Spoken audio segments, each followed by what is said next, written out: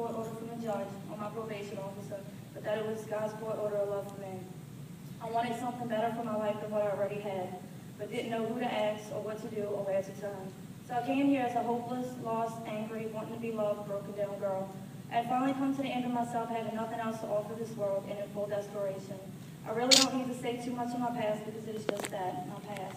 But for you to get a better understanding of who I was, where I came from, and who I am now, I would like to share a few things with you. I was brought up in a Baptist church.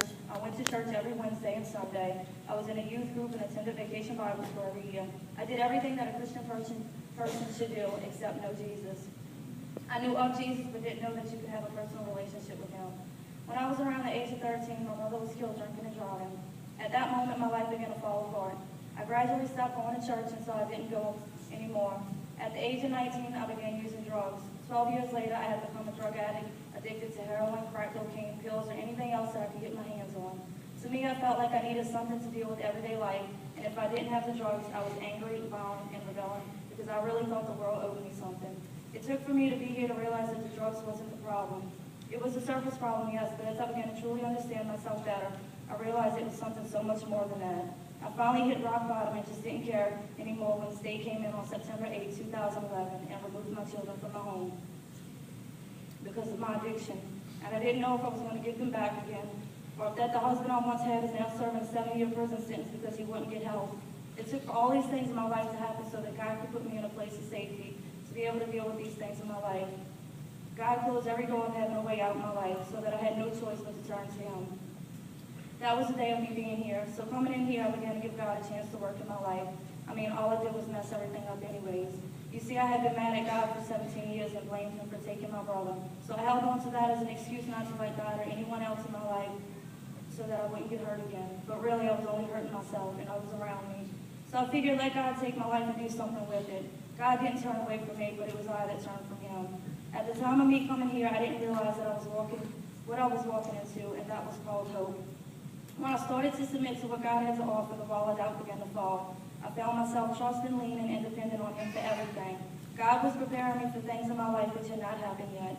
I didn't know the things I was about to face here, but I trusted him. Thank you, Jesus, that I fell into the safety net of your grace. Every day I dealt with the shame and guilt of not having my children. I wondered when was I going to see them, or if I was even going to get them back, but I trusted God. I went through 3 deaths a little after I got here, but I trusted God. I lost my home a few months after that, but I trusted God. My husband sent me divorce papers on January 14th, and even though my heart was broken, I trusted God. On May 6th, I got one of the toughest phone calls that a mother could get. I was told that the rights of my 2 youngest children had been terminated, and I would no longer be able to contact them. At that moment, I was done, hands up, but I didn't realize that throwing my hands up meant finally surrendering to his will and not mine. That's when I realized that I had no other choice but to trust God. I had finally understood what Paul wrote when he said, his grace is sufficient for me. 2 Corinthians 12:9-10 says, but he said to me, my grace is sufficient for you, for my power is made perfect in weakness. Therefore I will boast all the more gladly about my weaknesses, so that Christ's sake, I delight in weaknesses and insults and hardships and persecutions and difficulties, but when I am weak, then I am strong.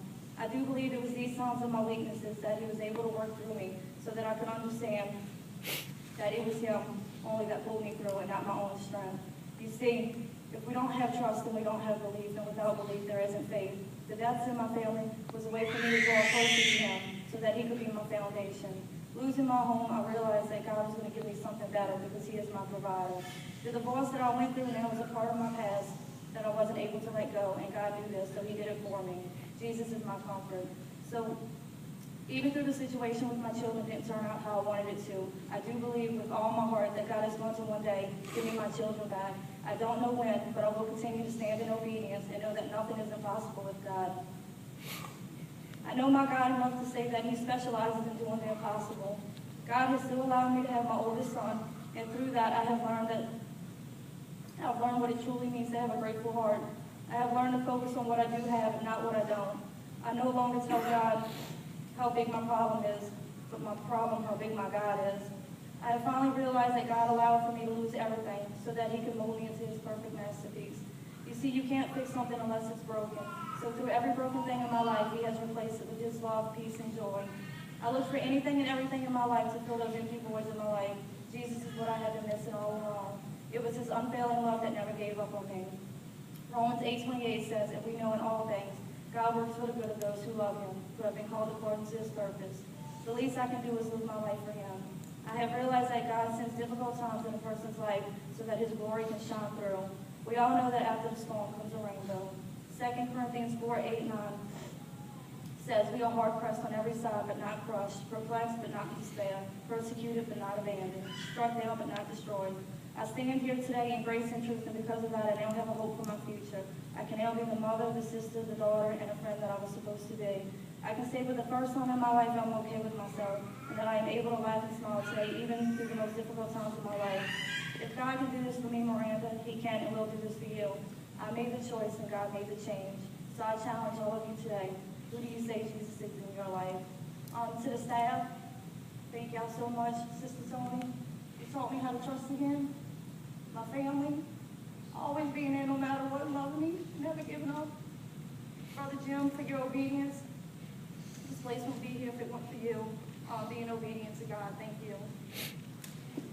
Amen.